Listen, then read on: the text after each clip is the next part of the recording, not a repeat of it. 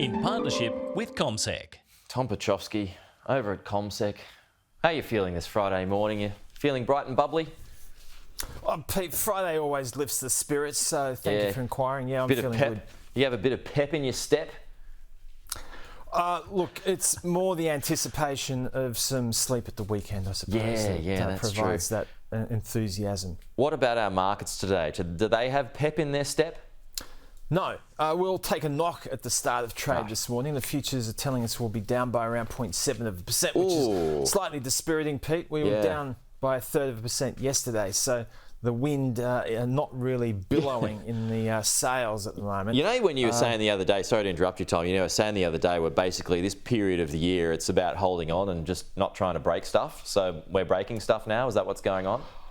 Oh, look, I suppose our share market's done quite well over the course of the 12 months so far. We're enjoying in the order of double-digit gains. It's a question of whether or not that holds into the end of the year. As you say, US markets have done famously well. The better part of 30% for the S&P 500.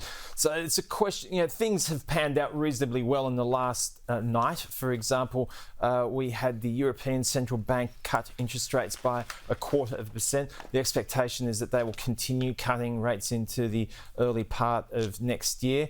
We saw some figures last night which are a little bit hotter when it came to US producer inflation.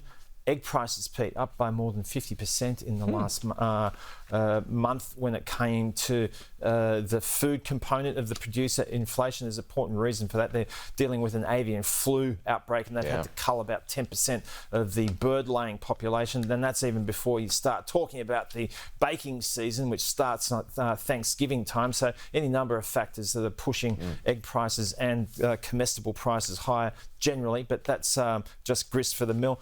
Regardless, it's it's very likely that the US Federal Reserve will be cutting interest rates next week. So that's the important consideration for US markets. But they've pulled back a little bit over the course of the last couple of hours, down by around 0.4%. Yeah, nice that they're cutting. We won't be for a while, will we, Tom?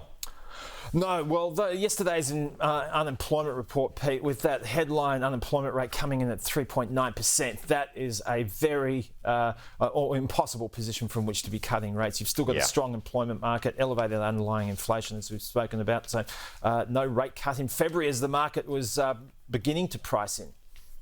Yep, now that can's going to be kicked down the road big time. Tom, thank you. Chat to you soon.